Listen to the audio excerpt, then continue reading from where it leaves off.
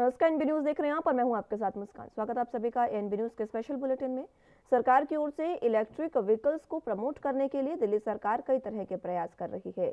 आम लोगों के बीच भी इलेक्ट्रिक व्हीकल्स को लेकर जागरूकता धीरे धीरे बढ़ रही है और यही कारण है कि अगस्त 2020 में जब से दिल्ली इलेक्ट्रिक व्हीकल्स पॉलिसी लागू हुई है तब से ही व्हीकल्स की खरीदारी में भी बढ़ोतरी हुई है। जानकारी के अनुसार ई स्कूटर और ई बाइक की बिक्री में 55% तक की वृद्धि हुई। खबर ये भी है कि आने वाले दिनों में ई साइकिल भी दिल्ली की सड़कों पर दिखेंगी। साथ ही ई साइकिल का इलेक्ट्रिक व्हीकल पॉलिसी का हिस्सा भी उसको बनाया जाएगा, जिसके बाद से ई साइकिल पर भी सरकार की ओर से सब्सिडी दी जाएगी। दरअसल ई साइकिल को लेकर दिल्ली सरकार ने ड्राफ्ट प्रपोजल जारी कर लोगों से सुझाव मांगे थे और अब इसे लेकर फाइनल नोटिफिकेशन जारी किए जाने की तैयारी की जा रही है। दिल्ली सरकार की प्लानिंग के अनुसार फूड डिलीवरी, ई कॉमर्स और कुरियर सर्विसेज के लिए ज्यादा से ज्यादा इलेक्ट्रिक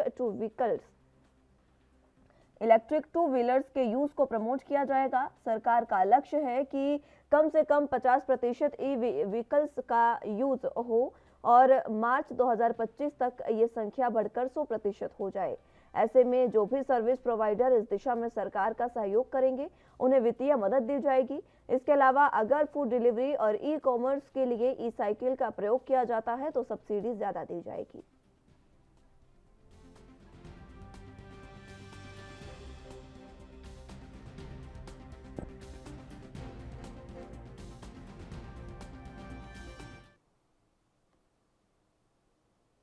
ज्यादा जानकारी के लिए दिल्ली से संवाददाता राजीव तिवारी हमारे साथ मौजूद हैं। राजीव, फिलहाल जिस तरीके से ई साइकिल्स को बढ़ावा दिया जा रहा है, इलेक्ट्रॉनिक व्हीकल जो है उनको बढ़ावा दिया जा रहा है दिल्ली सरकार द्वारा, क्या कुछ अहम जानकारी?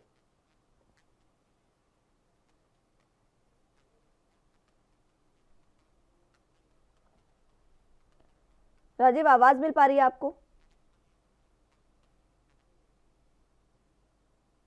चलिए, संपर्क उनसे टूट गया है, एक बार फिर से उनको जोड़ने की कोशिश करेंगे। लेकिन बहरहाल दिल्ली सरकार एक बार फिर से इलेक्ट्रिक व्हीकल्स को लेकर सजग है, सक्रिय है और इलेक्ट्रिक व्हीकल्स को एक बार फिर से प्रमोट करने की जुगत में जुट गई है। आपको बता दें कि सरकार की ओर से इलेक्ट्रिक व्हीकल्स को प्रमोट करने के लिए एक नया कदम उठाया गया है, एक और कदम इसमें उठाया गया, जिसमें ई वाहनों के बाद अब ई साइकिल भी दिल्ली की सड़कों पर चलेंगी।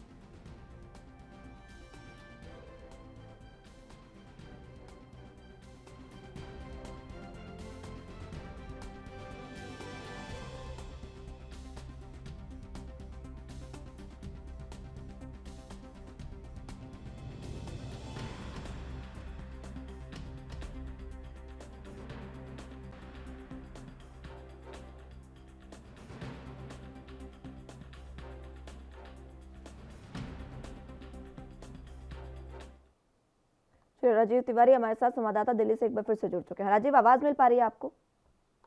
जी राजीव, दिल्ली में दिल्ली सरकार एक बार फिर से इलेक्ट्रॉनिक व्हीकल्स को लेकर उनको प्रमोट करने के लिए ग्रीन दिल्ली का एक बार फिर से जिक्र उन्होंने किया और इसको बढ़ावा दिया जा रहा है, क्या कुछ अहम जानकारी? देखिए, बिल्कुल सही कहा आपने। यहाँ पर बात करें जिस तरीके से लगातार दिल्ली के अंदर जो पॉल्यूशन की स्थिति बढ़ रही थी उसको लेकर कहीं ना कहीं दिल्ली सरकार जो है वो सतर्क होती नजर आई और ई व्हीकल को लेकर कहीं ना कहीं दिल्ली सरकार ने 2020 में ही लक्ष्य रख दिया था कि 2020 से लेकर ही शुरुआत की जाएगी और 2025 तक पूरी दिल्ली के अंदर ई व्हीकल ही नजर आएंगे, यानी कि 100% ई व्हीकल चलाए जाएंगे। मगर यहाँ पर बात करें जिस तरीके से दिल्ली सरकार जो अब कोशिश कर रही है, यहाँ तक कि अब ई बाइक की बात करें, ई स्कूटर की बात करें या फिर कहे ई साइकिल की बात करें, अब ई साइकिल को भी लेके आया जा रहा है और लगातार यही कोशिश की जा रही है कि दिल्ली के अंदर ई साइकिल को भी हर तरीके से कहीं ना कहीं कह सकते यातायात के नियमों के आधार पर रखा जाए और लगातार कोई ना कहीं ये कोशिश की जाए कि जिस तरीके से लगातार ई व्हीकलों को बढ़ाया जा रहा है उससे कहीं ना कहीं पॉल्यूशन का स्तर जरूर घटता हुआ नजर आएगा और जिस तरीके से अब कोशिश की जा रही है और 2025 तक का लक्ष्य रखा गया है उसके अंदर लगातार दिल्ली के अंदर ई व्हीकल ही नजर आएंगे। मगर यहाँ पर दिल्ली सरकार अब आने वाले दिनों के अंदर और ज्यादा सुविधाएं देने वाली है, यानी कि पहले ई कारों के ऊपर सुविधाएं दी जा रही थी, सब्सिडी दी जा रही थी और अब कह सकते हैं ई स्कूटर की बात करें, ई बाइक की बात करें, अब ई साइकिल पे भी लगभग कह सकते हैं छूट दी जाएगी और सब्सिडी भी दी जाएगी और हर कलर मॉडल के ऊपर और हर बैटरी के कह सकते हैं बैटरी और आधार के ऊपर लगातार छूट मिलती हुई नजर आएगी और लगातार कहीं ना कहीं दिल्ली सरकार जो है इसके लिए काफी बड़ी योजनाएं बनाती हुई नजर आ रही है। यहाँ तक कि कोरियर कंपनियों की बात करें या फिर क्या है फ्रूट डिपार्टमेंट को जो फ्रूट सप्लाई करते हैं उनके लिए बात करें, उनके लिए भी कहीं ना कहीं ई साइकिल का इंतजाम किया जा रहा है। और यहाँ तक कि उन कंपनियों को भी ये कहा जा रहा है कि आप लोग ई साइकिल का इस्तेमाल कीजिए ताकि पॉल्यूशन जो है वो और ज्यादा घट सके। जी राजीव, अभी तक जो ई व्हीकल्स चल रहे हैं सड़कों पर, दिल्ली की सड़कों पर जो ई व्हीकल्स दिख रहे हैं उनका भी बताएं, और उनके बारे उनको सब्सिडी जो दी जा रही है उन पर उसके बारे में बताएं। और ई साइकिल अब शुरुआत होगी तो इस पर कितनी सब्सिडी दी जा सकती है? देखिए, बिल्कुल सही कहा आपने। यहाँ पर बात करें लगातार कहीं न कहीं ई व्हीकल को बिल्कुल बढ़ावा दिया जा रहा है और यहाँ तक कि आप दिल्ली की सड़कों पर बात करें तो काफ़ी हद तक लगभग ये कह सकते हैं 25% के करीब ई व्हीकल ही नज़र आ रहे हैं। चाहे वो स्कूटर हो या फिर कहें ई कारें हों या फिर ई बाइकें हों, लगातार उसके अंदर भी कहीं न कहीं बढ़ोतरी देखने को मिल रही है। ठीक है दिल्ली राजीव, आप सरकार बने हर रहिए हमारे व्यक्ति साथ, जानकारी आपसे लेते रहेंगे। फिलहाल वक्त एक छोटे से ब्रेक का है, फौरन हाजिर होंगे।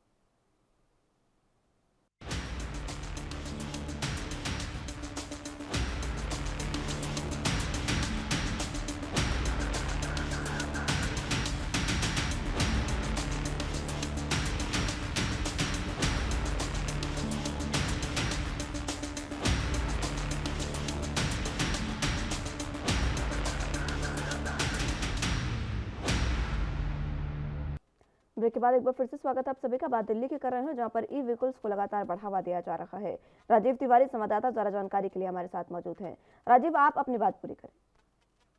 देखिए, बिल्कुल सही कहा आपने। यहाँ पर बात करें जिस तरीके से लगातार दिल्ली सरकार जो है वो ई व्हीकल को कहीं न कहीं बढ़ावा देती हुई नज़र आ रही है और ई व्हीकल को लेकर बड़े कदम उठाए जा रहे हैं। यहाँ तक कि ई साइकिल भी लाई जा रही है और उसके अंदर भी कहीं न कहीं कह सकते हैं 25% के करीब सब्सिडी दी जाएगी, जिसके अंदर कह सकते हैं यूनिक फ्रेम की बात करें या फिर यूनिक बैटरी की बात करें, उसके आधार पर ही यानी कि सब्सिडी मिलेगी। यानी सीधे-सीधे कहें जो अगर पहले कह सकते हैं ई साइकिल खरीदी जाती है और जो कोरियर कंपनी की बात करें, फ्रूट सप्लाई वालों की बात करें तो वहां पर अगर साइकिलें खरीदी जाती हैं तो वहीं पर कहीं ना कहीं उनको कहीं ना कहीं 2,000 रुपए का डिस्काउंट दिया जाएगा। यानी सीधे सीधे कहें तो हर साइकिल पर यानी कि 2,000 रुपए की सब्सिडी मिलेगी। और बात करें और ज्यादा सब्सिडियों की यानी कि और डिस्काउंटों की, यूनिक फ्रेम यानी कि यूनिक फ्रेम के हिसाब से ही और ज्यादा बढ़ोतरी मिलती डिस्काउंट मिलेगा। यानी कि 5500 रुपए के तक का भी इसमें डिस्काउंट दिया जाएगा। लगातार ये कोशिश की जा रही है कि जितने भी ई साइकिल खरीदी जाए उनके लिए लगातार कहीं ना कहीं सब्सिडी मिलती नजर आए। और जहां तक कि लगभग 2024 से जितनी भी सब ई साइकिलें खरीदी जाएंगी, हर साइकिल पर यूनिक फ्रेम के हिसाब से सब्सिडी दी जाएगी। यानी कि अलग अलग सब्सिडी होंगी। बिल्कुल भी लगातार कहीं ना कहीं दिल्ली सरकार बिल्कुल पॉल्यूशन को मद्देनजर रखते हुए ई साइकिल, ई बैटरी, ई के कह सकते हैं ई साइकिलों की बात करें, ई स्कूटर की बात करें, ई बाइकों की बात करें, ई कारों की बात करें तो लगातार कहीं ना कहीं उसके अंदर सब्सिडी देती हुई नजर आ रही है। और यहाँ तक कि जो लोग अभी तक खरीदारी नहीं कर पाए या फिर जिन्होंने अभी उनकी जो कारों की बात करें उनका टाइमिंग है यानी कि जो 15 साल की टाइमिंग है या फिर 10 साल का टाइमिंग है, अगर वो खत्म होने वाला है तो ई साइकिल की बात करें या फिर ई बैटरी रिक्शा की बात करें या फिर कहें ई कारों की बात करें, हर तरीके से उन पर सब्सिडी दी जा रही है ताकि लोग बाग ई व्हीकल की तरफ जो है वो ज्यादा झुकाव होता हुआ नजर आए। मगर अब जिस तरीके से ई व्हीकल खरीदे जा रहे हैं उससे कहीं ना कहीं काफी हद तक दिल्ली सरकार को भी राहत मिल रही है और लोगों को भी राहत मिलती नजर आ रही है, क्योंकि पेट्रोल से कहीं ना कहीं जो पॉल्यूशन होता है, डीजलों से भी पॉल्यूशन होता है, वो कहीं ना कहीं अब घटता हुआ नजर आएगा। जी ठीक है, पेट्रोल डीजल से जो पोल्यूशन होता है वो घटता नजर आएगा। और दिल्ली में तो लगातार प्रदूषण की जो बातें हैं वो सामने आती ही रहती है। प्रदूषण से मुक्ति दिलाने के लिए दिल्ली को सबसे ज्यादा जरूरत है। इसी बीच ये जो फैसला है वो लिया गया है, इसमें अब जनता इस फैसले को किस तरीके से देख रही है? देखिए, बिल्कुल सही कहा आपने। यहाँ पर बात करें जनता की बात करें तो जनता बिल्कुल दिल्ली सरकार के इस फैसले के साथ नजर आ रही है, क्योंकि लगातार जिस तरीके से ई व्हीकल खरीदे जा रहे हैं, ई कारों को खरीदा गया, ई स्कूटर को खरीदा गया, ई बाइकों को भी खरीदा जा रहा है, तो कहीं ना कहीं उसके लिए दिल्ली सरकार की जो इस कदम को कहीं ना कहीं जनता बिल्कुल सराहनीय मानती नजर आ रही है। और यहाँ तक कि जिनके पास अभी समय है यानी कि ई कारों के अंदर अगर उनके पास खरीदने के लिए कोई दिक्कतें हैं तो उनको भी कहीं ना कहीं लोन वगैरह भी मिल रहा है कंपनियों के द्वारा, बैंकों के द्वारा भी। तो दिल्ली सरकार लगातार कोशिश जरूर करती नजर आ रही है। यहाँ तक कि सब्सिडी जो दिल्ली सरकार की तरफ से दी जा रही है वो भी कहीं ना कहीं सराहनीय बताया जा रहा है। मगर आने वाले दिनों के अंदर जिस तरीके से दिल्ली सरकार के 2025 तक का लक्ष्य है, क्या वो दिल्ली सरकार 2025 तक का वो लक्ष्य पूरे कर पाएगी या फिर उसके लिए भी कहीं ना कहीं और समय सीमा बढ़ाई जाएगी? मगर जिस तरीके से दिल्ली के अंदर ई व्हीकल खरीदे जा रहे हैं उससे कहीं ना कहीं जनता जो है वो यही समझती नजर आ रही है कि दिल्ली सरकार जिस तरीके से कदम उठा रही है पॉल्यूशन के मद्देनजर रखते हुए, वो कहीं ना कहीं बेहतर कदम है और काफी हद तक तो लोग बाग इस कदम को सराहनीय भी बताते नजर आ रहे हैं। जी ठीक है, काफ़ी लोग इसको सराहनीय बताते नज़र आ रहे हैं, लेकिन अब 2025 तक का लक्ष्य रखा गया है, उसमें सरकार की ओर से क्या सुविधाएँ दी जाएगी? जब ये साइकिल अगर कोई लेने जाए, तो किस तरीके से उनको सहायता दी जाएगी सरकार की ओर से? देखिए, बिल्कुल सही कहा आपने। यहाँ पर बात करें ई साइकिल की और दिल्ली सरकार की तरफ से जो सुविधाएं मिलेगी, यानी कि सब्सिडी मिलेगी, डिस्काउंट मिलेगा, वो फिर यानी कि यूनिक फ्रेम, यानी कि अगर साइकिल की जो बनावट है उसके आधार पर मिलेगा, यूनिक फ्रेम के हिसाब से, और उसके अंदर कितनी बड़ी बैटरी लगी हुई है, यानी कि बैटरी का जो आधार होगा उसके आधार से भी कहीं ना कहीं डिस्काउंट दिया जाएगा। 2000 से लेकर कहीं ना कहीं 5500 रुपए तक का जो डिस्काउंट है वो यूनिक फ्रेम के हिसाब से दिया जाएगा। तो लगातार दिल्ली सरकार जो है कोशिश करती नजर आ रही है, और यहाँ तक कि जो कोरियर कंपनी है या फिर जो फ्रूट सप्लाई करते हैं उन लोगों के लिए जिस तरीके से कोशिश की जा रही है कि भाई आप लोग इसको ई व्हीकल को खरीदे, यानी कि ई साइकिल को खरीदे, और सब्सिडी जो मिल रही है उससे कहीं ना कहीं काफी हद तक राहत भी मिलेगी। और लगातार दिल्ली सरकार जो है वो आने वाले दिनों के अंदर और ज्यादा सब्सिडी देने की कोशिश करेगी। तो लगातार कहीं ना कहीं ई व्हीकल को जिस तरीके से बढ़ावा दिया जा रहा है, तो आने वाले दिनों के अंदर इसके लिए कहीं ना कहीं और ज्यादा सुविधाएं भी जनता तक मिलती नजर आएंगी। जी ठीक है राजीव, बहुत शुक्रिया आपका हमारे साथ जुड़ने के लिए और तमाम अहम जानकारी हम तक पहुंचाने के लिए। तो एक बार फिर से रुख अगली खबर की ओर कर लेते हैं। पंजाब में आम आदमी पार्टी सरकार में 10 विधायक आज मंत्री पद की शपथ लेने वाले हैं। आपको बता दें कि मंत्रियों का शपथ समारोह सुबह 11 बजे पंजाब राजभवन में आयोजित होगा। राज्यपाल बनवारी लाल पुरोहित पंजाब कैबिनेट में शामिल होने वाले मंत्रियों को शपथ दिलाएंगे। जिन 10 विधायकों को मंत्रिमंडल में शामिल किया जाएगा उनमें Harpal Singh Cheema, doctor Baljit Kaur, Harbhajan Singh, ETO doctor Vijay Singla का नाम भी शामिल है। वहीं शपथ ग्रहण समारोह के बाद सीएम भगवंत मान कैबिनेट की पहली बैठक दोपहर 12:30 बजे करेंगे।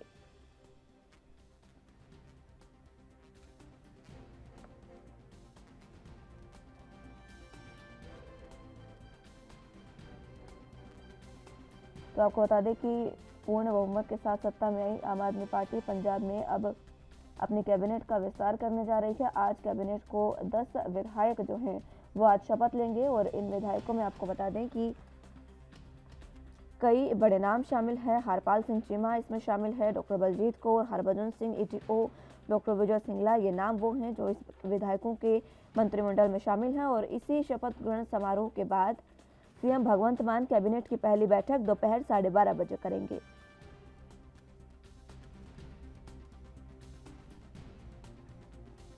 मंत्रियों का शपथ ग्रहण समारोह आज इसका कार्यक्रम आयोजित किया जा रहा है। चंडीगढ़ में स्थित राजभवन में इसका आयोजन किया जा रहा है। 11 बजे तक जो तमाम जो मंत्री हैं उनका शपथ ग्रहण समारोह 11 बजे शुरू होगा, उसमें वो शपथ लेंगे और उसके बाद 12:30 बजे एक मीटिंग का आयोजन किया गया है।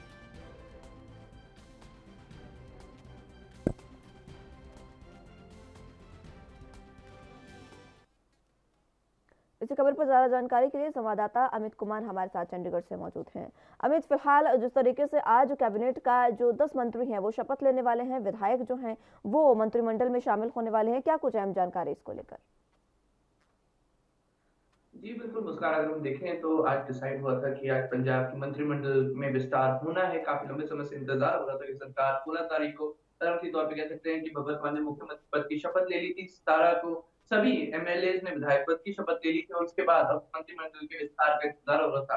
इसी पे कल शाम को ट्वीट करके ही भगवंत मान ने पर्दा हटा दिया था कि कौन 10 विधायक जो कल अब जाएंगे मंत्रिमंडल में हिस्सा लेंगे, उसको उन्होंने सीधे नाम दिए थे। अगर हम बात करें कि दो बड़े पुराने चेहरे थे, तो हम कहें कि हरपाल चीमा सबसे पहले जो हम कहें कि इस बार की सरकार में उनके लीडर को इस बार कैबिनेट में शामिल किए गए। वहीं मीत हेयर को भी दोबारा से मौका लोगों ने दिया है, तो उनको भी कैबिनेट में रखा गया।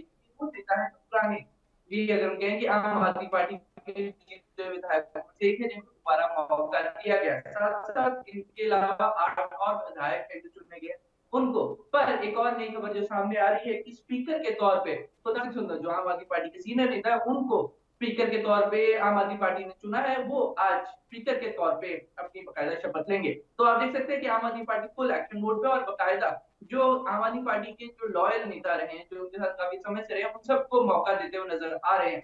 जहाँ पे हम कह सकते हैं कि स्पीकर पद पे कुलतार सिंह संधवा शपथ ले सकते हैं, तो वहीं डिप्टी स्पीकर के तौर पे अभी भी हम कह सकते हैं कि किसी का नाम फाइनल नहीं हुआ है, पर जैसे अटकलें सामने आ रही है तो सरबजीत कौर मानू के तो बहुत पॉसिबल है कि वो डिप्टी स्पीकर बन सकती हैं। पर अभी एज सच उनको किसी का नाम डिस्क्लोज नहीं किया गया है। पर हाँ, स्पीकर के तौर पे जरूर कह सकते हैं कि नाम डिस्क्लोज किया कर दिया गया कि खुद कुलतार सिंह संधवा ने ट्वीट करके इस चीज की जानकारी दी है कि उनको आम आदमी पार्टी की तरफ से मौका मिला है स्पीकर बनने का। तो वहीं बात करते हैं बाकी 8 नेताओं की, जो बाकी के ठीक है 8 अमित, नेता आम मैं आदमी पार्टी लौटूंगी आपके पास, की एक बार फिर से जानकारी आपसे लेंगे, लेकिन फिलहाल वक्त एक छोटे से ब्रेक का है, फौरन हाजिर हूँ।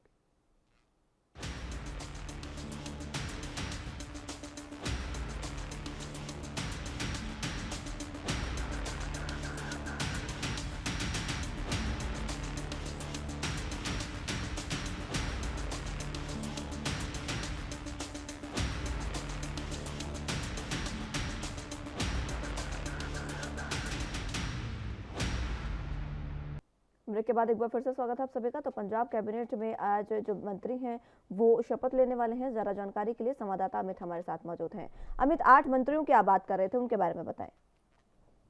देखिए, अगर हम बात करें कि 8 और मंत्री हैं, 2 पुराने अगर हम कहें कि आम आदमी पार्टी के सीनियर नेताओं को मौका मिला है, तो वहीं 8 नए चेहरों को भी मौका इस बार आम आदमी पार्टी ने किया है। तो इस बार देखते हैं काफी एक राउंड ऑफ एक कैबिनेट का सीधे तौर पे आंकलन जैसा नजर आ रहा है। 8 मंत्रियों की बात करते हैं जिसमें हरदोत सिंह बैंस है। इनसे हमने जो विधानसभा के बाद बात की थी, तो इनकी प्रायोरिटी इनके एरिया में सैंड माइनिंग को लेकर रहने वाली थी। इन्होंने एक चीज क्लियर कर दी थी कि पंजाब में जो सैंड माइनिंग है उसको लेके आम आदमी पार्टी एक सैंड माइनिंग पॉलिसी जल्दी ही लाने वाली है। और आप देख सकते हैं कि उसको कहीं ना कहीं लीड हरजोत सिंह बैंस खुद करते हुए नजर आ सकते हैं, जब खुद मंत्रिमंडल में शामिल होंगे। हम बात कर लेंगे विजय सिंह लमांसा से, इनको मौका दिया, नए चेहरे हैं। फिर हरभजन सिंह ईटीओ, इनको चांस दिया गया। कैबिनेट में देख सकते हैं सब सही चेहरे। अगर हम कहें कि पहले जहां अटकलें ये लग रही थी कि आम आदमी पार्टी के जो पुराने 10 चेहरे हैं उनमें से ज्यादातर को सीधे तौर पर कैबिनेट में जगह मिल सकती है, पर भगवत मान ने सीधे तौर पर हम देख रहे हैं काफी बैलेंस्ड अप्रोच रखी है। अगर हम देख सकते हैं 3 पुराने चेहरों को जहाँ पे मौका दिया है, तो वहीं 7 अगर हम कहें 8 नए चेहरों को भी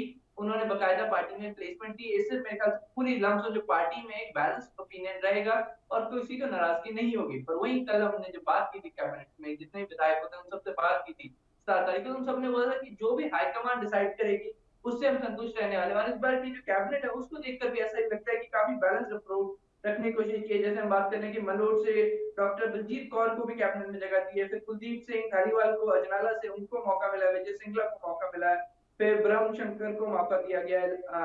लालजीत सिंह गुल्लर को मौका दिया और लालचंद कटरल चौक, इन सबको मौका दिया गया। सवाल ये था कि मौके काफी बैलेंस्ड अप्रोच है। पुराने विधायकों में से श्री तौरम के हैं कि 3 जगहें दी गई हैं, तो वही नए 8 जगह दी गई है। अभी तक लिस्ट में 10 जगह है। जहां पहले अटकले थे कि 17 कैबिनेट मंत्री हो सकते हैं, तो अभी लिस्ट में सिर्फ 10 का नाम डिस्क्लोज किया गया। तो अब ये देखना होगा क्या सिर्फ 10 ही विधायक रहने वाले कैबिनेट मंत्री रहने या फिर 7 का नाम और आगे आएगा। जैसे पहले अटकलें आई थी उस हिसाब से, जैसे हमने लोगों को बताया था कि अटकलों में कि 17 तारीख को कैबिनेट सभी विधायक शपथ लेंगे, तो 19 को कैबिनेट मंत्री शपथ लेंगे। तो वो हमारी बिल्कुल कयास बिल्कुल सही रहे हैं अब तक। मुस्कान पर अब ये देखना होगा कि इनके अलावा क्या इन 10 विधायकों के अलावा कोई और शपथ लेता है या नहीं। दो विधायक जो है वो पुराने हैं, 2 नेता पुराने हैं जिस तरीके से आपने नाम लिया, लेकिन बाकी के जो 8 मंत्री बनने जा रहे हैं अमित, उनमें उनका बैकग्राउंड क्या है? क्योंकि आम आदमी पार्टी जो है वो आम लोगों के लिए जानी जाती है। क्या वाकई वो जो नेता हैं जो 8 मंत्री बनने जा रहे हैं वो आम लोगों में शामिल हैं?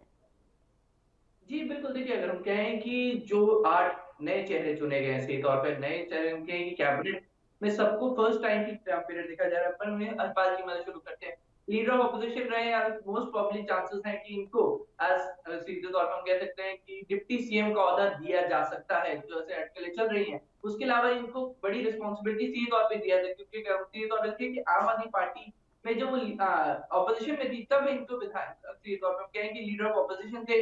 आम आदमी पार्टी को उस कठिन पीरियड में जब इनके विधायक लगातार छोड़ के जा रहे हैं, तब इन्होंने आम आदमी पार्टी को लीड किया है, तो एक बड़ा ओहदा उनको सीधे तौर पे दिया जाता है। तो वही मीत चेहरे की हम बात कर लें तो इस अगर हम कहें कि यूथ के नेता है, इनको बहुत हद तक चांसेस है कि इनको या एजुकेशन या फिर सीधे तौर पे हम कह सकते हैं स्पोर्ट्स मिनिस्ट्री, इनको ये दोनों मिनिस्ट्रियां दी जा सकती है क्योंकि यूथ को रिप्रेजेंट करते हैं।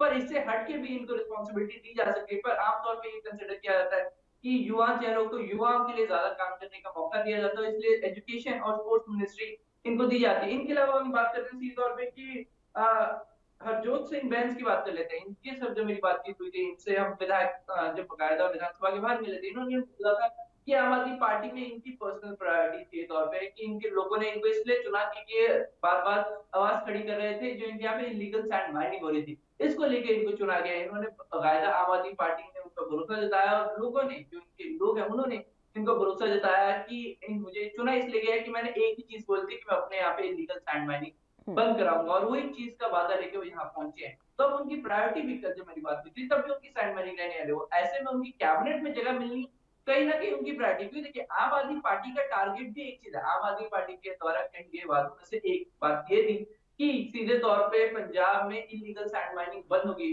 जो सैंड माइनिंग के थ्रू जितना भी पैसा अगर हम कहें कि करप्शन में जा रहा है, उस चीज के ऊपर नकेल कसी जाएगी। और वो एक चीज को लेके, शायद वो एक प्रायोरिटी को देखते हुए हम सीधे तौर पे कह सकते हैं हरजोत बैंस को आगे लाया जा रहा है। क्योंकि जहां पे पार्टी भी ये चाहती है तो हरजोत बैंस का पर्सनल टारगेट भी यही है। तो कहीं ना कहीं दोनों चीजों को हाईलाइट करते हुए उनको कैबिनेट में जगह दी गई है। इससे लोगों को भी भरोसा जाएगा कि हमारी प्रायोरिटी सैंड माइनिंग, उसके लिए बकायदा एक मंत्री जो पर्सनली इन्वॉल्व है। देखिए, और जब कोई भी मंत्री पर्सनल टारगेट लेके जाता है वो ऑफकोर्स ज्यादा अच्छा काम कर सकता है। तो इसलिए हरजोत बैंस को भी मौका दिया गया। अब ये देखना होगा कि वो मौका सफिशिएंट होगा या फिर कई मंत्रालय इनको कोई दूसरा ना मिल जाए। पर ये देखना होगा कि पहले इनको मंत्रिमंडल में कौन सा मंत्रालय मिलता है, और जो मिलता है क्या वो काफी होगा, ये बड़ा सवाल है। वहीं बाकी नेताओं की बात करें, सबको एक नए नए चांसेस, अगर हम कहेंगे मिक्स पोर्टफोलियो दिख रहा है। पर इस मंत्रिमंडल में हम बात करें, सिर्फ एक ही महिला अगर हम कहें कैबिनेट मिनिस्टर रखी गई है। पर बलजीत कौर को जो मलोट से हैं, उनकी प्रायोरिटी ऑफ कोर्स अगर बात कर रहे हैं कि एजुकेशन रहने वाली है। तो यहाँ पे एक बात सवाल ये था कि क्या उनसे एजुकेशन या हेल्थ, इन दोनों में से उनको मंत्रिमंडल दिया जा सकता है। तो ये सवाल वहां पे भी है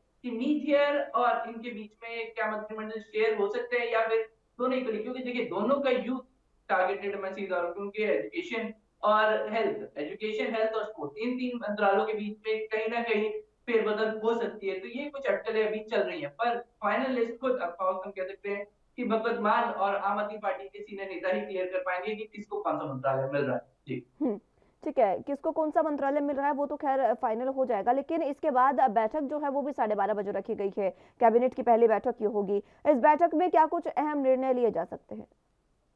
जी, कैबिनेट बैठक जो आज 12:30 बजे बुलाई गई थी, उसका टाइम चेंज कर दिया गया है कि उस टाइम को 12:30 चेंज करके अब 2 बजे कर दिया गया है। कहीं ना कहीं इस चीज की लग रही थी कि बहुत ज्यादा क्लियर क्लोज होने वाला है।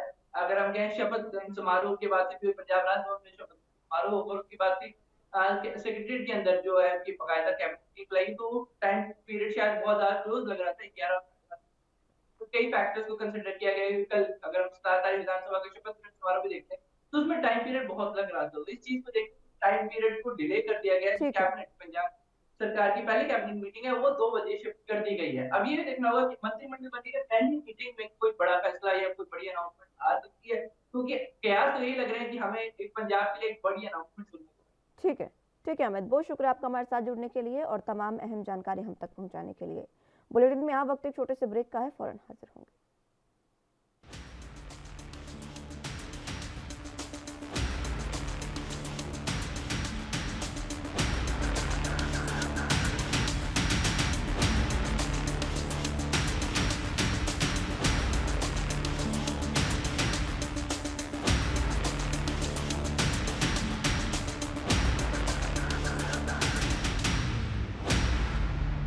ब्रेक के बाद एक बार फिर से स्वागत है आप सभी का। अगली अहम खबर की रुख कर लेते हैं। उत्तर प्रदेश विधानसभा चुनाव में भारतीय जनता पार्टी के भारी बहुमत के साथ जीत हासिल करने के बाद अब शुभ मुहूर्त तय हो चुका है। आपको बता दें कि भारी बहुमत के साथ जीत हासिल करने के बाद योगी आदित्यनाथ 25 मार्च को एक बार फिर से सूबे के मुख्यमंत्री पद की शपथ ग्रहण कर सकते हैं। आपको बता दें कि योगी आदित्यनाथ 25 मार्च को शाम 4 बजे सूबे के मुख्यमंत्री की शपथ ग्रहण कर सकते हैं। वहीं योगी आदित्यनाथ के शपथ ग्रहण समारोह में प्रधानमंत्री नरेंद्र मोदी, गृह मंत्री अमित शाह समेत भारतीय जनता पार्टी के वरिष्ठ नेता और कई केंद्रीय कैबिनेट मंत्री शामिल होंगे। इसी के साथ जानकारी के मुताबिक मुख्यमंत्री शपथ ग्रहण कार्यक्रम सूबे की राजधानी लखनऊ के इकाना स्टेडियम में आयोजित किया जाएगा, ये भी जानकारी दी गई है। इसी के साथ आपको बता दें कि अब सीएम योगी आदित्यनाथ, कार्यवाहक सीएम जो फिलहाल हैं उत्तर प्रदेश के, वो एक बार फिर से सीएम पद की शपथ लेने जा रहे हैं।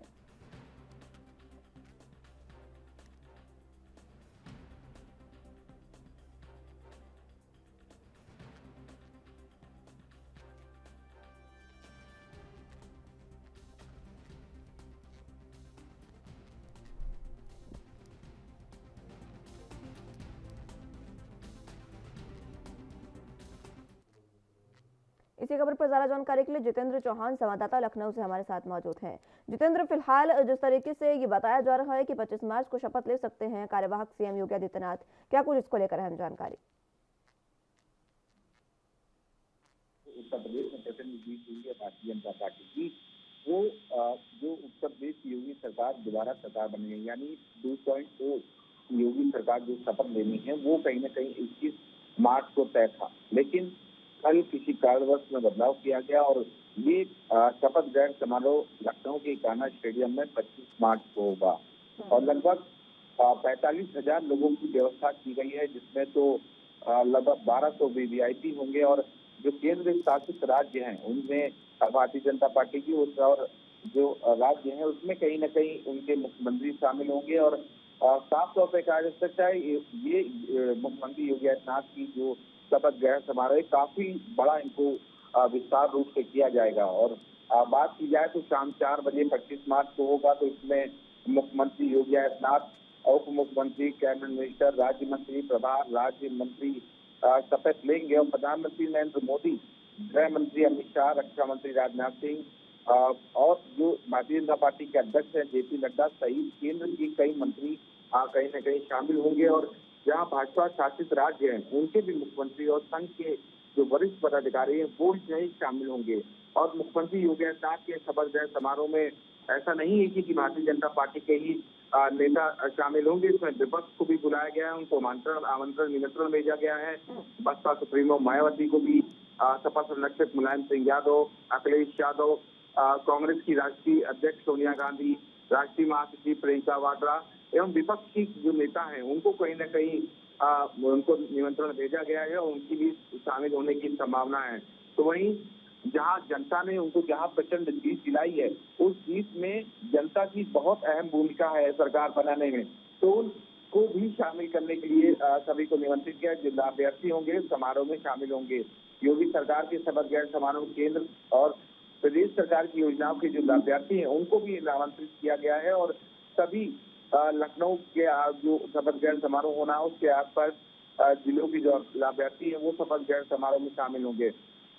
खास तौर पे जो इस चुनाव में 2022 में भारतीय जनता पार्टी ने प्रचंड जीत हासिल की है नुकसान, उसमें जो महिलाओं की अहम भूमिका निभाई है इस बार, वो महिलाओं जो महिला लाभार्थी है उनको भी शामिल करने का काम किया जाएगा। और इस बार ये माना जा रहा है कि उत्तर प्रदेश से जो शपथ ग्रहण समारोह होगा, जो भी मंत्री होंगे, कैबिनेट मिनिस्टर होंगे, राज्य मंत्री होंगे, स्वतंत्र प्रभार होंगे और उप मुख्यमंत्री होंगे, उनको लोकसभा चुनाव के आधार में 2022 का जो चुनाव है उस चुनाव के आधार पर मंत्रिमंडल का गठन किया जाएगा और पुराने और जो नए चेहरे हैं उनको तरजीह दी जाएगी। और सूत्र ये भी बता रहे हैं कि लगभग नाम तय हो चुके हैं, संगठन ने नाम तय कर दिए हैं, जो उच्च पदाधिकारी हैं उनके द्वारा जो नाम है वो तय कर दिया गया है, कैबिनेट मिनिस्टर कौन होगा, उप मुख्यमंत्री कौन होगा और संगठन में काम करने वाले उस सभी को अहम जिम्मेदारी दी जाएगी 2024 के चुनाव में, क्योंकि इस बार महिलाओं की जो अहम भूमिका रही है, जाति धर्म के ऊपर उठकर महिलाओं ने कहीं न कहीं वोट किया है और सुरक्षा और सुशासन जो मुद्दा है उसको कहीं न कहीं भारतीय जनता पार्टी अहम तरजीह देने जा रही है 2024 के चुनाव में और मुख्यमंत्री योगी आदित्यनाथ की सरकार उससे सुरक्षा के नाम पर उत्तर प्रदेश से शासन फिर चलाएगी। ठीक है जितेंद्र, फिलहाल जिस तरीके से कैबिनेट की बात आपने बताई तमाम जानकारी, इसमें कौन कौन से ऐसे नाम हैं जो फिलहाल चर्चाओं में चल रहे हैं जो शामिल हो सकते हैं? देखिए, चर्चाओं की बात की जाए तो स्वतंत्र देव सिंह जो कि भारतीय जनता पार्टी प्रदेश अध्यक्ष है, उनको कहीं न कहीं कहा जा रहा है कि उप मुख्यमंत्री की लिस्ट में है। केशव प्रसाद मौर्य है, देवी रानी मौर्य है और सूर्य प्रताप शाही जो कृषि मंत्री भी रह चुके हैं, कानून मंत्री के रूप में पद संभाल चुके ब्रजेश पाठक और ऐसे कई चेहरे हैं जिनको कहीं न कहीं मंत्रिमंडल में शामिल किया जाएगा और ये मंत्रिमंडल जो तय होगा वो 2022 के चुनाव 2024 के चुनाव में काम करेंगे और कहीं न कहीं जो 2024 का चुनाव है प्रधानमंत्री पद का, उस पर कहीं न कहीं अहम भूमिका निभाने का काम करेंगे। केशव प्रसाद मौर्य का आपने जिक्र किया जितेंद्र, लेकिन केशव प्रसाद मौर्य सिराथू से उन्होंने चुनाव लड़ा, अपनी भी वो सीट नहीं बचा पाए। हालांकि उप मुख्यमंत्री का पद कोई ज्यादा ऐसा होता नहीं है पद की, ये तो एक बस बनाने के लिए दे दिया है पद, लेकिन अब जिस तरीके से ये बात कही जा रही है कि जिस तरीके से आपने उनका नाम लिया, अपनी सीट वो नहीं बचा पाए, क्या एक बार फिर से उन पर पार्टी विश्वास करेगी? देखिए बिल्कुल जाहिर सी बात है, केशव मौर्य कद्दावर नेता है और हालांकि वो चुनाव हारे हैं, लेकिन संगठन में उनकी पकड़ और पिछड़ा जो वोट बैंक है उसमें कहीं ना कहीं पिछले चेहरे के तौर पर पिछले वोट बैंक पर अलग कब्जाने का काम करा है केशव प्रसाद मौर्य ने 2017 के चुनाव में। तो जाहिर सी बात है कि संगठन में होने के कारण भी उनको अहम जिम्मेदारी दी जाएगी और एक अपनी जगह बनाते हैं केशव प्रसाद मौर्य, और इसीलिए शायद उनको इस बार मंत्रिमंडल में जगह दी जा सकती है और अहम भूमिका निभाएंगे केशव प्रसाद मौर्य। और कहा ही जा रहा है कि इस बार दिनेश शर्मा जो चुनाव नहीं लड़े थे, उनको नहीं लड़ाया गया था, संगठन ने नहीं चुनाव लड़ाया था, उनको शायद साइडलाइन किया जा सकता बने रहिए हमारे साथ, जानकारी आपसे लेते रहेंगे, लगातार ये जानकारी आपसे लेते रहेंगे, बने रहिए हमारे साथ। बुलेटिन में यहाँ वक्त एक छोटे से ब्रेक का है, फौरन हाजिर होंगे।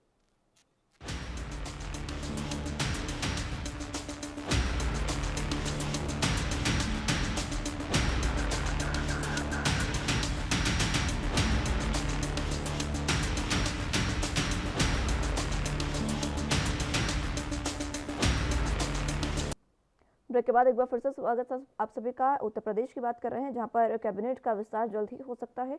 25 मार्च को सीएम जो है कार्यवाहक सीएम योगी आदित्यनाथ, वो सीएम पद की शपथ दूसरी बार ले सकते हैं। ज्यादा जानकारी के लिए जितेंद्र हमारे साथ जुड़े हुए हैं। जितेंद्र, केशव प्रसाद मौर्य की हम बात कर रहे थे, आप अपनी बात पूरी करें। देखिए पिछड़ा वोट बैंक में केशव प्रसाद मौर्य की एक ऐसी पकड़ है और कहीं ना कहीं पिछड़ा समाज के वो आते हैं, तो जाहिर सी बात है कि संगठन पिछड़े वर्ग के लोगों को भी अपने साथ रखना चाहता है। तो जो केशव प्रसाद मौर्य है पिछड़े वर्ग से आते हैं और बेबी रानी मौर्य को भी इस बार ही कहा जा रहा है कि संगठन में लाया जाएगा, कैबिनेट में लाया जाएगा, उनको भी बुलाया गया है। और साफ तौर पर कहा जा सकता है कि उत्तर प्रदेश में जो चुनाव हुआ है वो कहीं ना कहीं महिलाओं जो अहम भूमिका निभाई, वो अहम भूमिका भी बेबी रानी मौर्य को दी जाएगी। हालांकि वो पिछड़े से भी आती है और 2024 का जो चुनाव है उसमें पिछड़े वर्ग से लेकर सभी वर्ग को साधने की कोशिश की जाएगी। लगातार सबको एक जिम्मेदारी दी जाएगी, एक अहम भूमिका निभाएंगे, चाहे केशव प्रसाद मौर्य हो, स्वतंत्र देव सिंह हो, ब्रजेश पाठक हो। ऐसा कहीं ना कहीं जो अलग अलग वर्गों से आते हैं वो कहीं ना कहीं अपनी अहम भूमिका 2024 में निभाएंगे। तो जाहिर सी बात है कि सबको जगह देना इस बार जो कैबिनेट का विस्तार कैबिनेट होगी, कैबिनेट बनाई जाएगी, इसमें मंत्री जिसमें शामिल किए जाएंगे उनको कहीं ना कहीं सभी लोगों को तरजीह दी जाएगी और वो 2024 के चुनाव में एक अहम भूमिका उत्तर प्रदेश में कहा जाता है कि उत्तर प्रदेश की राजनीति से होते हुए दिल्ली का रास्ता जाता है। तो जाहिर सी बात है सबसे बड़ा राज्य है और जनसंख्या भी ज्यादा है, तो उसको देखते हुए भी सबसे ज्यादा सीटें हासिल करने की कोशिश की जाएगी। ठीक है जितेंद्र, डिप्टी सीएम अभी फिलहाल कार्यवाहक डिप्टी सीएम जो है दिनेश शर्मा, उनके नाम का क्या कोई जिक्र कहीं हो रहा है डिप्टी सीएम के पद को लेकर एक बार फिर से? क्योंकि देखा हमने दिनेश शर्मा को, जैसे ही दिल्ली से वो अधिकारी थे उनको बुलाया गया उत्तर प्रदेश, उसके बाद उनको ये पद दिया गया, तो क्या जो देखने को मिला था मोदी मोह उनका, अब क्या एक बार फिर से उनको कोई बड़ी जिम्मेदारी दी जा सकती है? देखिए AK शर्मा जब आए थे ये कहा जा रहा था कि प्रधानमंत्री नरेंद्र मोदी के करीबी अधिकारी है, वो प्रधानमंत्री के साथ काम भी किया है और उनको उत्तर प्रदेश में जिम्मेदारी के तौर पर ये कहा जा रहा था कि 2017 से 22 तक की जो चुनाव जो सरकार थी उसमें कहीं ना कहीं उनको कैबिनेट विस्तार के दौरान मंत्रिमंडल विस्तार के दौरान शामिल किया जाए, लेकिन ऐसा नहीं हुआ। और प्रधानमंत्री नरेंद्र मोदी के संसदीय क्षेत्र बनारस में उनको जिम्मेदारी दी गई थी, वो पूरी तरह से विकास का और चुनाव का काम वो बनारस में रहकर ही AK शर्मा देखा रहे। और इस बार ही कहा जा रहा है कि 2022 का जो कैबिनेट बनने जा रही है उसमें AK शर्मा को भी जगह दी जाएगी, क्योंकि इस बार 2 IAS अधिकारी हैं, एक पुलिस कमिश्नर रह चुके हैं RC मरूर कानपुर के, और दूसरा राजेश्वर सिंह जो कि ED के ज्वाइंट डायरेक्टर थे। 2 प्रशासनिक अधिकारी से राजनेता बनने के लिए 2 अधिकारियों ने यूं कहे नेताओं ने अपनी अग्नि परीक्षा पार कर ली है, तो उनको जगह दी जाएगी। राजेश्वर सिंह हो, RC मरूर हो और AK शर्मा जो कि केंद्र से IAS के रूप में आए थे विस्तार लेके, तो उनको भी जगह दी जाएगी। और इस बार ही माना जा रहा है कि जो कैबिनेट बनेगी उसमें प्रशासनिक अधिकारी या जो कहे प्रशासन के तौर पर इन अधिकारी को जिम्मेदारी दी जाएगी कि किस तरह से 2024 के चुनाव में लड़ना है, क्या रोड मैप होगा, उन सब रोड मैप में भी अहम भूमिका दी जाएगी। और इनको ये कहा जा रहा है कि चाहे राजेश्वर सिंह हो, चाहे RC मरूर हो, चाहे AK शर्मा हो, उनको जिम्मेदारी के तौर पर एक मजबूत भरपूर जिम्मेदारी दी है, क्योंकि वो प्रशासन के अधिकारी से अब राजनेता बने हैं और राजनेता के तौर पर किस तरह से काम करना है ये फिलहाल उन लोग को अभी उस पर गुड़ सीखना है, लेकिन प्रशासनिक दिमाग जो होता है वो कहीं ना कहीं सरकार में रहकर करेंगे। ठीक है, वो सरकार में रहकर जो काम है वो उनको अभी ऐसी कोई खास जिम्मेदारी देने की बात नहीं की गई है। कैबिनेट की बात अगर एक बार फिर से करें तो कैबिनेट में कौन कौन से चेहरे शामिल हो सकते हैं? देखिए, कैबिनेट की बात की जाए तो स्वतंत्र सिंह का नाम आगे सबसे पहले चल रहा है, जो कि उत्तर प्रदेश की भारतीय जनता पार्टी के प्रदेश अध्यक्ष थे। दूसरा नाम कहा जा सकता है कि श्रीकांत शर्मा, जो ऊर्जा मंत्री के रूप में काम किए, कानून मंत्री के रूप में जिन्होंने काम किया ब्रजेश पाठक। वहीं बात की जाए सिद्धार्थनाथ सिंह, उन्होंने भी 2 मंत्रिमंडल पद संभाले थे उन्होंने, तो उनको वोट दिया जाएगा। और कहा जा रहा है कि कैबिनेट में ये संभावित है राजेश्वर सिंह हो गए, आरसी मरूल,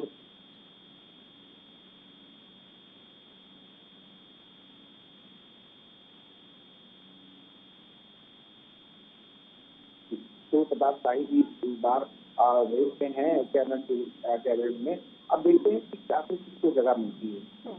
जितेंद्र, कैबिनेट में क्या रेशो रह सकता है, क्योंकि समाजवादी पार्टी ने भी काफी अच्छा प्रदर्शन चुनावों में इस बार किया था, 125 सीटें उनकी है।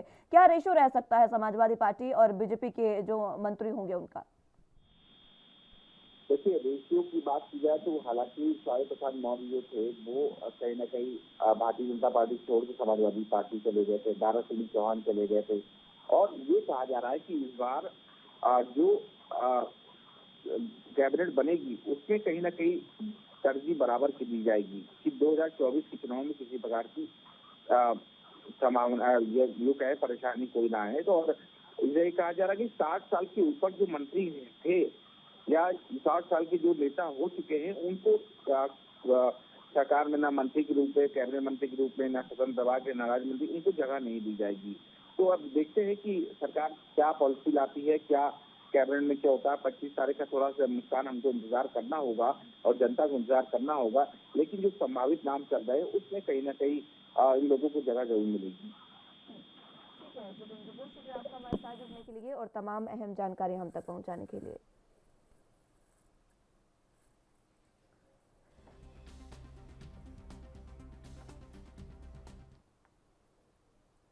चलिए अगली खबर की रुख कर लेते हैं। बीजेपी नेता महाराष्ट्र में सरकार बदलने की रोजाना नई तारीख दे रहे हैं और इस नई तारीख को अलग अलग बदला जा रहा है और इसी को लेकर अब संजय राउत ने निशाना साधा है।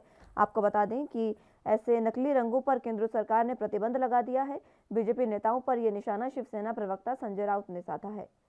उन्होंने कहा कि नेता विपक्ष देवेंद्र फडणवीस गोवा विधानसभा चुनाव जीतने के बाद महाराष्ट्र में लौटने की बात कह रहे हैं, लेकिन मैं उन्हें बताना चाहता हूं कि वे कितनी भी कोशिश कर लें, सत्ता में वापसी मुश्किल है।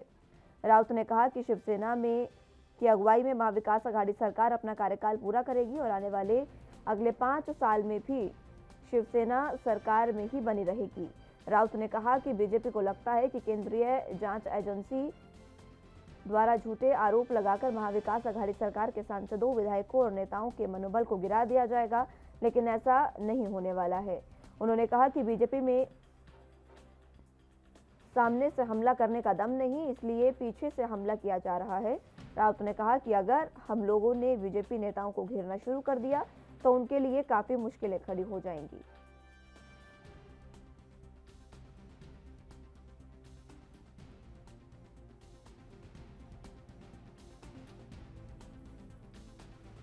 तो संजय राउत ने एक बार फिर से बीजेपी पर निशाना साधा। उन्होंने सीधे सीधे कहा कि बीजेपी नेता महाराष्ट्र में सरकार बदलने की रोजाना नई तारीख दे रहे हैं। वे हर दिन रंग बदल रहे हैं और बीजेपी का यह रंग नकली रंग है। ऐसे नकली लोगों पर केंद्र सरकार ने प्रतिबंध लगा दिया है, ऐसा कहना है संजय राउत का। उन्होंने ये बयान अपना दिया और कहा कि सत्ता में वापसी सत्ता में वापसी बीजेपी की अब मुश्किल है, क्योंकि अगले 5 सालों में एक बार फिर से महाविकास अघाड़ी सरकार और शिवसेना की सरकार में बनी रहेगी और अपनी सरकार एक बार फिर से बनाएगी।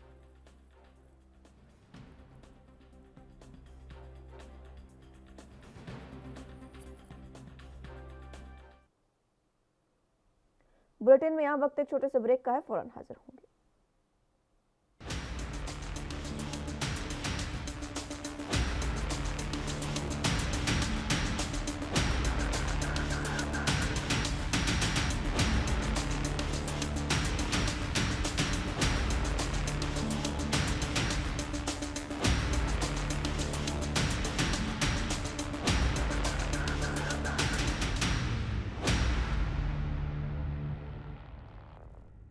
ब्रेक के बाद एक बार फिर से स्वागत है आप सभी का। बात महाराष्ट्र और मुंबई की कर रहे थे, जहां पर संजय राउत ने एक बार फिर से बीजेपी पर निशाना साधा है और कहा कि बीजेपी का रंग नकली रंग है। इसी पर ज्यादा जानकारी के लिए संवाददाता सत्यप्रकाश सोनी हमारे साथ मुंबई से जुड़े हुए हैं। सत्यप्रकाश, फिलहाल जिस तरीके से संजय राउत ने यह बयान अपना दिया, क्या कुछ इसमें अपडेट है? देखिए मुस्कान जी, जिस तरह से महाराष्ट्र में बीजेपी सरकार अपनी वापसी के लिए रोजाना 24 घंटे मेहनत कर रही है, उसको लेकर संजय राउत ने बीजेपी पर निशाना साधा और सीधा तौर पे कहा है कि बीजेपी का रंग जो है फीका है। हालांकि ये जो रंग है वो असली रंग नहीं है, क्योंकि हर घंटे बीजेपी अपना रंग बदल रही है। ऐसे में इसी के चलते बीजेपी जिस तरह से लगातार केंद्रीय जांच एजेंसियों के माध्यम से हमारे विधायकों और सांसदों और मंत्रियों को डराने की कोशिश कर रही है, उससे महाविकास अघाड़ी सरकार में बने कोई भी नेता डरने वाला नहीं है और हमारी सरकार 5 साल तक चलेगी। हालांकि उन्होंने यह भी कहा कि भले ही गोवा में जीत के बाद इनके मनोबल लवरेज है, लेकिन उसका असर महाराष्ट्र में नहीं देखा जाएगा, क्योंकि हम महाराष्ट्र में बीजेपी की सत्ता कभी नहीं आने देंगे। ठीक है, इसको लेकर बीजेपी ने क्या कुछ अपनी प्रतिक्रिया दी है सत्यप्रकाश? देखिए मुस्कान जी, आपको बता दें कि गोवा में जीत के बाद गोवा के प्रभावी देवेंद्र फडणवीस का जो है नागपुर में स्वागत समारोह रखा गया था। इस दौरान गोवा में देवेंद्र फडणवीस ने कहा था कि गोवा तो अभी झांकी है, महाराष्ट्र अभी बाकी है, यानी कि महाराष्ट्र में भी बीजेपी की सरकार बनेगी। इसको लेकर कहीं न कहीं नितिन गडकरी ने मोहर लगाई और कहा कि जाहिर तौर पर जिस तरह से देवेंद्र फडणवीस काम कर रहे हैं, ऐसे में उनके नेतृत्व में एक बार फिर से महाराष्ट्र में बीजेपी की सरकार आ सकती है। लेकिन इसी का उत्तर देते हुए संजय राउत ने कहा है कि यह बीजेपी जो सपना देख रही है वह सपना कभी पूरा नहीं होगा, क्योंकि महाविकास अघाड़ी सरकार बड़ी मजबूती से खड़ी है और लगातार काम कर रही है। ऐसे में बीजेपी की किसी भी हथकंडे से या किसी की भी रंग बदलने से वह सरकार नहीं बना सकती। संजय राउत ने कहा कि महाविकास अघाड़ी सरकार पूरी मजबूती के साथ खड़ी है, लेकिन सत्यप्रकाश, अभी 5 साल भी पूरे नहीं हुए हैं और इन्हीं कुछ पिछले समय में ये देखने को मिला कि महाविकास अघाड़ी सरकार में भी आपसी मनमुटाव कहीं ना कहीं दिखा। बिल्कुल मुस्कान जी, देखिए राजनेताओं में खासकर जब महाविकास अघाड़ी में 3 दलों की पार्टियां हैं, तो ऐसे में आए दिन कुछ न कुछ मनमुटाव होते रहते हैं, चाहे वो बयानों को लेकर हो या फिर किसी प्रकल्प को लेकर हो, तो चीजें सामने आती रहती है। लेकिन जिस तरह से बीजेपी सत्ता में काबिज होने के लिए बिल्कुल परेशान है, तमाम केंद्रीय जांच एजेंसियों का उपयोग किया जा रहा है, कई नेताओं को जो है जेल में भेज दिया गया, कई नेताओं के पास जांच एजेंसियां बैठी हुई हैं और आए दिन धमकी भी आती है, इनकी बारी उनकी बारी। तो जाते इससे परेशान होकर कहीं न कहीं महाविकास अघाड़ी सरकार में बने तीनों दल जो है आपसी मजबूती के साथ खड़े हैं, क्योंकि उन्हें पता है कि अगर हम अलग हो जाएंगे तो सत्ता से बाहर हो जाएंगे। तो जाहिर तौर पर सत्ता का डर जो है कहीं न कहीं जो है महाविकास अघाड़ी सरकार को सता रहा है। लेकिन दूसरी तरफ सत्ता से बाहर बैठी बीजेपी भी लगातार कोशिश कर रही है किस तरह से महाराष्ट्र में अपनी सरकार बनाया जाए और जम के जो है महाविकास अघाड़ी सरकार के नेताओं को लताड़ा जाए। ठीक है, सत्ता का डर महाविकास अघाड़ी सरकार को सताने लगा है, कहीं यही वजह तो नहीं कि अलग अलग तरीके से देखिए, क्योंकि जब बीजेपी पर आरोप लगाए जाते थे जांच एजेंसियों के दुरुपयोग के, तो कई नेता ऐसे हैं, कई मंत्री विधायक ऐसे हैं जो महाविकास अघाड़ी सरकार के जो 3 दल हैं उनमें से शामिल हैं। और यही संजय राउत ने कहा भी है कि हमारे मंत्रियों, विधायकों और नेताओं को बरगलाने की कोशिश की जा रही है, उनको उकसाने की कोशिश की जा रही है। अभी बीजेपी के भी एक मंत्री थे जिन पर अभी हाल ही में आरोप लगा था, क्या यही मामला कहा जा सकता है जांच एजेंसियों के दुरुपयोग का? देखिए बिल्कुल, महाराष्ट्र में सत्ता के लिए महाविकास अघाड़ी और विपक्ष दल बीजेपी के बीच आमने सामने की लड़ाई चल रही है। जिस तरह से एनसीपी के 2 विधायक और मंत्री अनिल देशमुख और नवाब मलिक जेल की सलाखों के पीछे है, ऐसे में भाजपा की तरफ से भी प्रवीण दरेकर के ऊपर मामला दर्ज किया गया, उनकी भी जांच चल रही है। हालांकि माननीय कोर्ट ने 21 मार्च तक उनकी गिरफ्तारी पर रोक लगा दी है, लेकिन ये माना जाना है कि बदले की राजनीति से ये सारी चीजें जो है की जा रही है। हालांकि बीजेपी ये कहती है कि बदले की भावना से नहीं, बल्कि जो सच्चाई है वो सामने आएगी, क्योंकि केंद्रीय जांच एजेंसियां अपने तरीके से काम करती है। लेकिन महाविकास अघाड़ी सरकार के द्वारा तमाम नेताओं का बयान आता है, केंद्रीय जांच एजेंसियों को दुरुपयोग कर जो है महाविकास अघाड़ी सरकार के में बने नेताओं को डराने की कोशिश की जा रही है, उनको विधायकों को डराने की कोशिश की जा रही है, जिससे उनकी सरकार गिरे और बीजेपी सत्ता में काबिज हो जाए। ठीक है सत्य प्रकाश, एक सवाल ये भी है, जिस तरीके से ये तमाम बातें कही जा रही है, लेकिन जनता इसमें किस तरीके से देख रही है? जनता किसके कार्यकाल से खुश है, महाविकास आघाड़ी सरकार या बीजेपी? देखिए, जनता का आकलन थोड़ी सी असंतुष्टि की तरफ से है, क्योंकि जिस तरह से जब से महाविकास आघाड़ी सरकार सत्ता में आई है तब से कोरोना काल का दौर चल रहा था। इस दौरान महाविकास आघाड़ी सरकार की तरफ से आम जनता से जुड़ी हुई जो तमाम मूलभूत सुविधाएं उस पर ज्यादातर ध्यान नहीं दिया गया है। लेकिन ये बात जनता को भी पता है कि कोरोना काल में जिस तरह से सभी राज्यों की हालत खराब थी, उस दौरान महाराष्ट्र में, मुंबई में सबसे ज्यादा कोरोना का प्रभाव था। ऐसे में महाविकास आघाड़ी सरकार ने किसी तरह से इस प्रभाव को कम करने में भी सफल रही और वही कोरोना की लहर से निपटने के लिए भी सफल रही। ऐसे में जाहिर तौर पर जनता के मन में एक सवाल जरूर खड़ा होता है कि अगर कोरोना काल नहीं होता तो शायद महाराष्ट्र में और मुंबई में स्थिति कुछ और होती। लेकिन जिस तरह से महाविकास आघाड़ी सरकार ने काम किया है, जाहिर तौर पर तारीफ तो नहीं कर सकते, लेकिन मजबूरन जो काम हुआ है वो संतुष्टि की तरफ है। ठीक है सत्य प्रकाश, बहुत शुक्रिया आपका हमारे साथ जुड़ने के लिए और तमाम अहम जानकारी हम तक पहुंचाने के लिए। तो बीजेपी का रंग नकली है और सत्ता में वापसी मुश्किल है, ये बातें संजय राउत ने कही है और उन्होंने एक बार फिर से बीजेपी पर यही बातें कहकर निशाना साधा और कहा कि एक बार फिर से अगले 5 साल महाविकास आघाड़ी सरकार और शिवसेना जो है वो सत्ता में रहने वाली है।